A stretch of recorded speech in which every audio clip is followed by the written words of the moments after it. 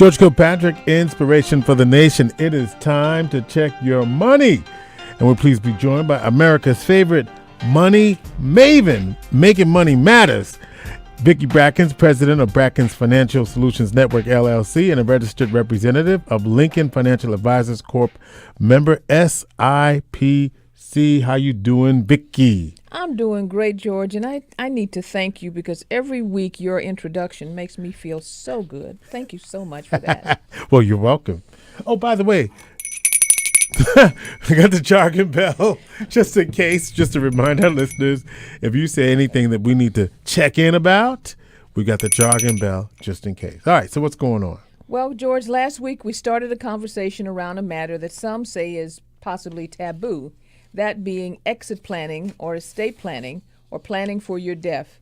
This conversation, as you recall, was grounded in a quote from one of the top 15 investment gurus, and that quote was basically this: it's not how much money you make, but how much money you keep, how hard you work, it works for you, and how many generations you keep it for.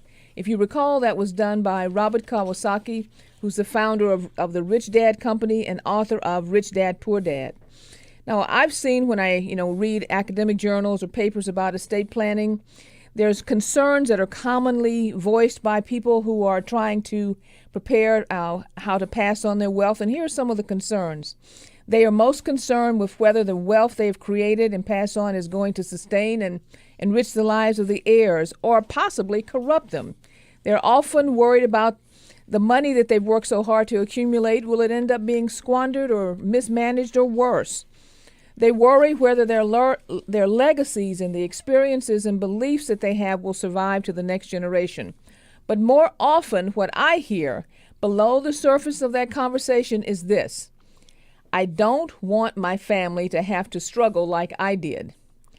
I also hear, it would have been great to have had something to build upon, to have some capital to start a business or buy a home when I first started out. And I also hear quite often, I want to be sure that all my hard work matters when I am gone. We all recognize that life and resources are a continuum. We've talked about the fact that everything is connected from one generation to the next.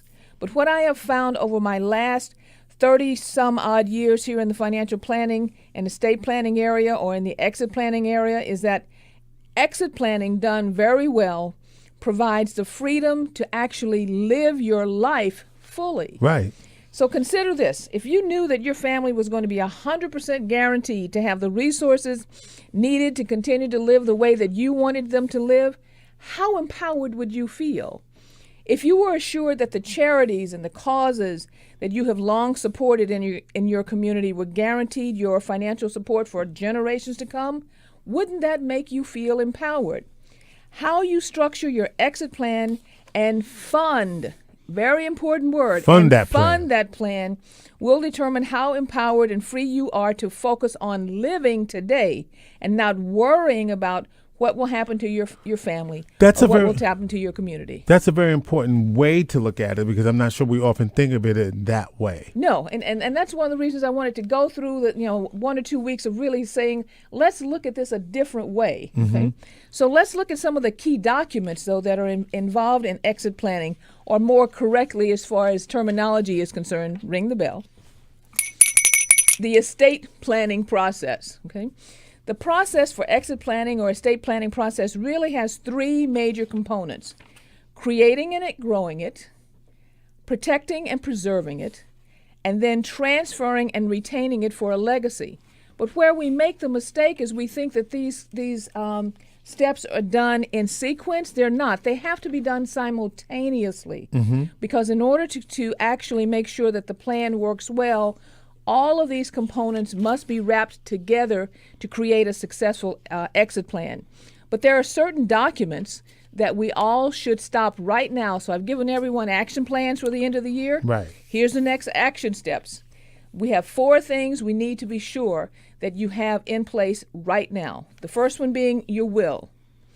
Wills are very simple to understand. It's basically just your instructions on what to do with your stuff. Right.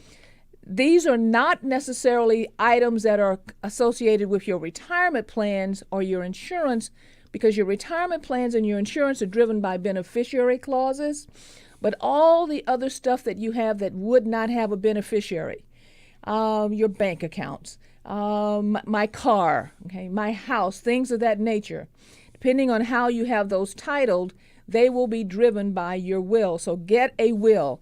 But here's another component many people don't realize are involved in creating a will or the estate plan, and that is if you have minor children. Mm-hmm.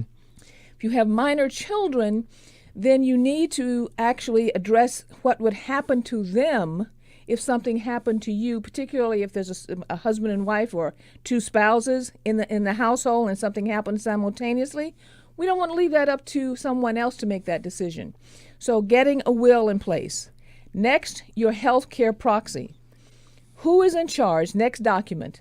Who is in charge of your health care decisions when you cannot speak for yourself? Yeah.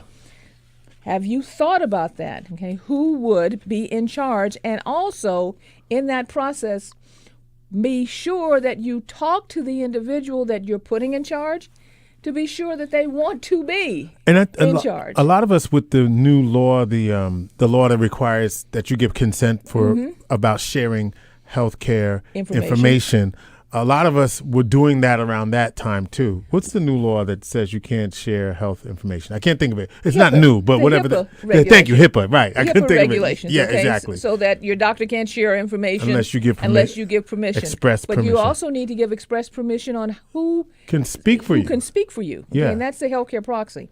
The third area of that we need to consider as far as documents is the power of attorney. Who can legally act on my behalf for business and financial matters if I can't or I am not available? And now a lot of people are afraid of this particular one, Vicki, because some people have abused it. And you are absolutely correct. In choosing your agent, meaning in choosing the person, you must be very cognizant of the power that they have. Right. Because this is an extremely powerful document. But if you are in a situation where you need someone to act on your behalf you have to have it, right? You've got to have it. Yeah. Okay? And then finally, the living will, which allows you, not someone else, to approve or decline certain types of medical care. These are your instructions that will be followed. But if you don't create the documentation, there are no instructions, so someone else will make a decision, and it may not be the decision that you want it to be made. Okay? So these 4 documents are critically important. By the way, George, you probably noted that 2 of these documents are about you while you are living. Thankfully. Thankfully, yes, okay. The power of attorney and the healthcare proxy are really living documents. Whereas 2 of the others, okay, the wills and the living will be either just before death or after death. This is a lot, George, okay? But these documents are designed to make your life better, and the process is definitely designed to make your life better and the lives of people around you better. So I think we'll probably stop here. But the next time we're going to add some additional steps to the estate planning process. But for now, I'm just going to say our plate is full.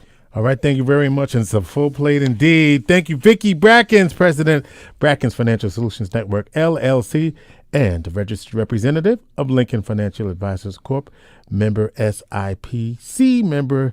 Remember, your money segment is brought to you by Brackens Financial Solutions Network. Thank you, Vicki. Thanks, George.